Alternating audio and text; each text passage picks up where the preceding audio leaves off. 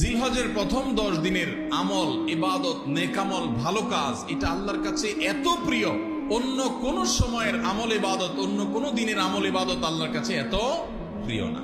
কি করব আমরা কোরআন এবং হাদিসের আলোকে 11টি আমলের কথা বলতে পারি। এই 11টি আমল এই দশকের জন্য খাস, স্পেশাল। আমরা কোরআন এবং হাদিসের আলোকে 11টি আমলের কথা বলতে পারি। এই 11টি আমল এই দশকের জন্য খাস, স্পেশাল। নাম্বার 1 নম্বর এই দশকের আমল হলো বেশি বেশি আল্লাহর জিকির করা। কি করা? বেশি বেশি আল্লাহর জিকির করা। এই জন্য এই দশকে আমল করলে আল্লাহর কাছে এত প্রিয় যে অন্য কোন সময়ের আমল আল্লাহর কাছে এত প্রিয় না। এই জন্য এই দশকের দ্বিতীয় আমল হলো বেশি বেশি নেকামল করা। বেশি বেশি কি করা? নেকামল করা।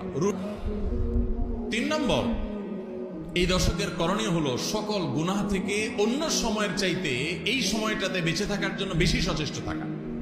গুনাহ তো 12 মাসই আমরা করব না, কিন্তু এই দশক গুনাহ না করার ব্যাপারে চেষ্টাটা একটু বেশি থাকবে। 4 নম্বর আমল হলো যাদেরকে আল্লাহ তাআলা সামর্থ্য দিয়েছেন তারা হজ করবেন। এই দশক হজের আমলের মাস, আমলের দশক। এই দশকেই তো হজ হবে। অতএব যাদের তৌফিক দিয়েছেন আল্লাহ তাআলা তারা কি করবেন? হজ করবেন। এটা এই দশকের আমল। এটা হলো 4 নম্বর আমল। 5 নম্বর আমল হলো যাদেরকে আল্লাহ সামর্থ্য দিয়েছেন তারা এই দশকে কোরবানি করবেন। কারণ কোরবানি এমন একটা আমল, নবী করিম সাল্লাল্লাহু আলাইহি সাল্লাম মদিনা হিজরত করেছেন, এরপর থেকে প্রতি বছরে তিনি কি করেছেন? কোরবানি করেছেন। আল্লাহ নির্দেশ করেছেন ফাসাল্লি লিরাব্বিকা ওয়ানহার, তুমি তোমার রবের নির্দেশ পালনার্থে নামাজ আদায় করো এবং কোরবানি করো। এই জন্য ঈদুল আজহা অর্থাৎ এই জিলহজের প্রথম দশকের শেষ দিন অর্থাৎ 10ম দিনে কোরবানির আমলটা করা, এটা যাদের সামর্থ্য আছে তাদের জন্য প্রযোজ্য। এই দশকের একটা আমল হলো কি করা? কোরবানি করা। কয়টা আমল গেল? 5টা।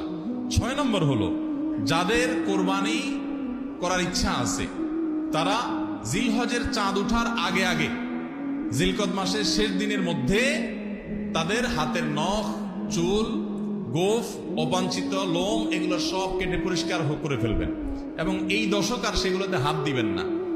কোরবানি করে তারপরে সেগুলো পরিষ্কার করতে চাইলে করবেন, এই দশকে আর হাত দিবেন না। নবী সাল্লাল্লাহু আলাইহি ওয়াসাল্লাম বলেছেন মান আরাদা আন ইউদাহিয়া ফালা ইয়াখুয মিন শা'রিহি ওয়া আযফারিহি শাইআ, যে ব্যক্তি কোরবানি করার ইরাদা করেছে, নিয়ত করেছে, সেজন্য তার চুল, নখ এগুলো না কাটে। ওই 10 দিন জিলহজের চাঁদ উঠছে আর কাটবেন না, চাঁদ উঠার আগে আগে কেটে ফেলবেন এবং কোরবানির পরে যায় কাটবেন। এই 10 দিন বিরত থাকা।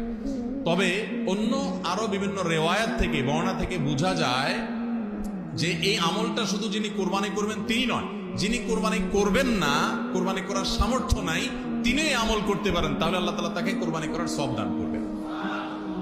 7 নম্বর আমল হলো এই দশকে বেশি বেশি